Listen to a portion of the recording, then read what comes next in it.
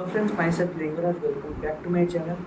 तो OSSC CGL 2023 exam तो सरी जाइए, तार आंसर की भी आसी सारे फाइनल आंसर की भी 3-4 दिन भर आ मतलब रिजल्ट भी मैक्स टू मैक्स 15 डेज भर पलि आस। तो बहुत पिला डाउट अच्छे से मैंने मेन्स प्रिपरेशन स्टार्ट करेंगे ना रिजल्ट आसवा जाए वेट करेंगे। तो मत कौन लगुच, तो मत लगुच कटअफ के तो कटअफ मत लगुच एग्जाम लेवल को देखिए। एग्जाम लेवल तो बिल्कुल भी इजी नाला, मॉडरेट टू हार्ड थिला। आउ जदि आम DI कथा कहबा, DI तो हार्ड था, जो बैंकिंग प्रिपरेशन करते इजी हम ना अन्य हार्ड था। तो मत जो क्वेश्चन लेवल देखिए लगुच 90 ରୁ 95 जीव। आप एत कम जीव कारण या पूर्व थर भाया जब था 1300 समथिंग पोस्ट लगे पूर्व थर 2022 CGL जदि से भाया पोस्ट था ताहले कटअफ तो 80 अराउंड जाता, किंतु पोस्ट अधारू भी कमी जाए 5 समथिंग पोस्ट अच्छे।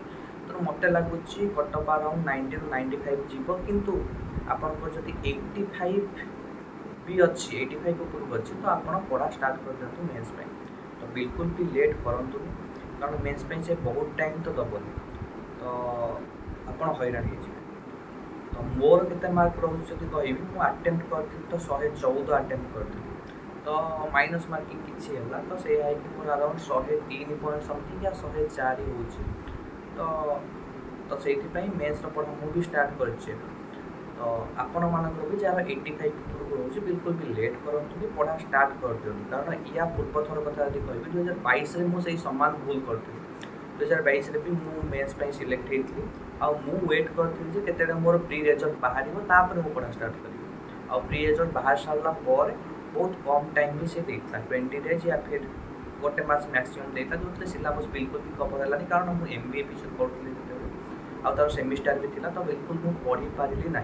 तो से मोर सिलेक्शन है मोर अराउंड के 94.75 था और कटअफ अराउंड 95-96 गला सब लोएस्ट कटअफटा कथा कह। जब ग्रुप बी पोस्ट कटअफ 100 ऊपर जाता, तो बिल्कुल भी पढ़ी पारि ना, सिलेबस कंप्लीट कर पारि ना, जेहेतु मुझे वेट करी के प्रिलिम्स रिजल्ट आसो मेन्स पढ़ी।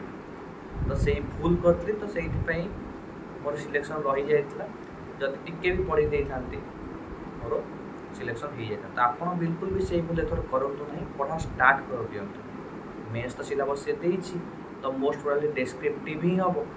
तेणु आप आज पढ़ा स्टार्ट कले ही आप गोटे भल स्कोर करेंगे और सिलेक्शन नहीं पारे। आउ जार 85 तलू अच्छी ऑनेस्टली स्पीकिंग आप स्टार्ट कर दिखाँ 2024 CGL तार भी रिजेक्टेड लिस्ट आसला, तो तार भी प्री बहुत शीघ्र हो। तेणु आप 80 तलू थी आप इे मेन्स प्रिपरेशन स्टार्ट कर देते, तो एपटे आपंकर मनकर है आउपटे भी प्रिलिम्स प्रिपरेशन ठीक से ही न। तो 2024 CGL प्री भी खराब हो। तो आप 80 तलू जार अच्छी कि 85 तलू अच्छी, तो आप प्री प्रिपरेशन स्टार्ट कर कारण गोटे मास भितर से 2024 CGL एग्जाम भी करदेव। तो आप प्री प्रिपरेशन स्टार्ट कर दिखाँ। आउ जो मैंने 85 ऊपर गई तो से मेन्स पढ़ा स्टार्ट कर दिखाँ। तो ठीक अच्छे रोच, बाय बाय।